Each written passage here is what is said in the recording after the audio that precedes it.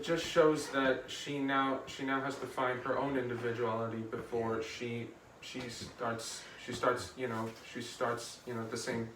the process of finding friends again. Yeah, and there are some scenes where they talk about like the consequences that other people have, that people do has consequences. And it was like when her father is working at a store that sells these baked goods, and there's this woman that got into an argument with him saying your goodies, your cookies or whatever they are, they suck.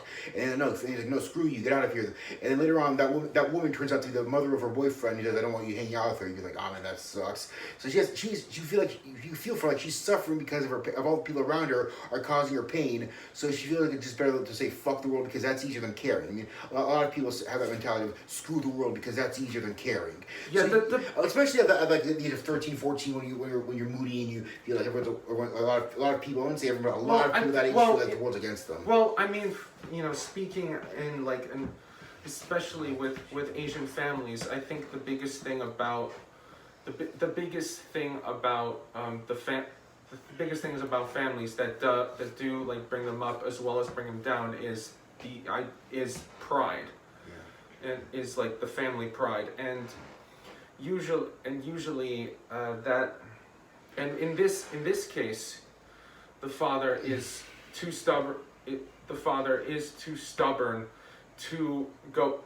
The father is too stubborn to ignore like such a comment about like the rice cakes. Yeah. And he can't just ignore it. He has you insulted my rice cakes. You insulted my honor. And then he goes back and lashes out. The thing about that is, it does, and the fact that it passes on to the children is very brutal because they personally did not have to do anything with it, but because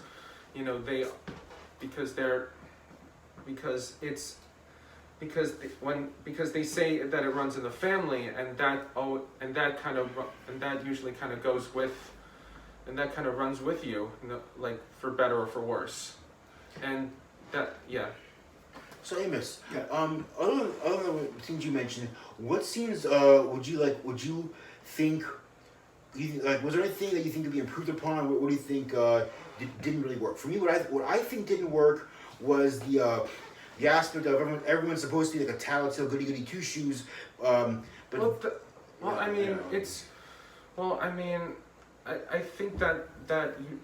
think that's kind of the reason. That's kind of the reason why the fact that it's set in South Korea.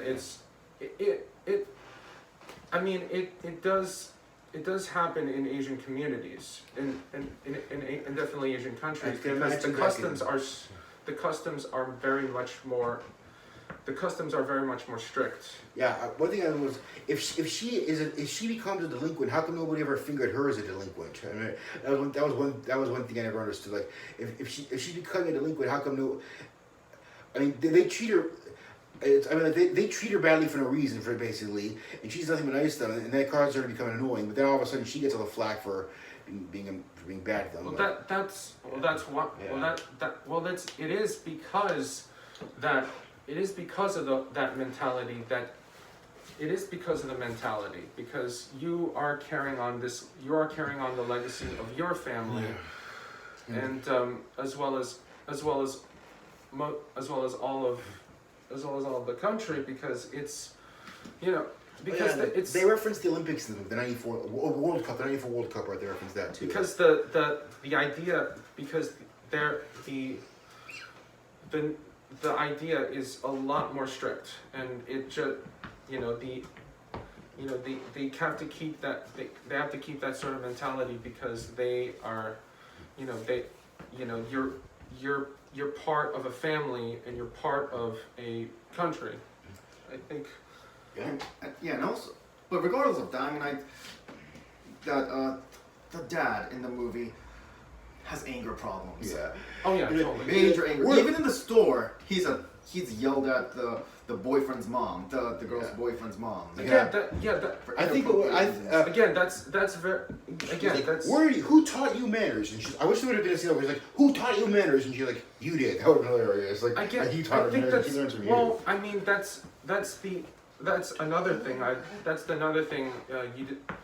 That's another thing I think I've discussed when I was watching The Farewell, which was different. Oh, that's the one with Aquafina. Yeah, That was a good one. it's the fact. It's the idea that it's the idea that the dad is very much strict in his ways and needs to be very masculine in order to be like a demonstrator for the family. Well, I know. There's a difference between being masculine and just being a jerk.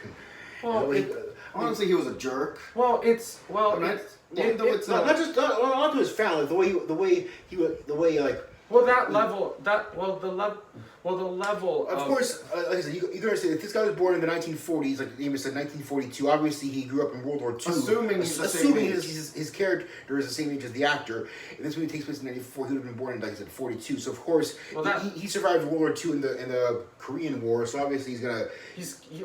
I mean his attitude can.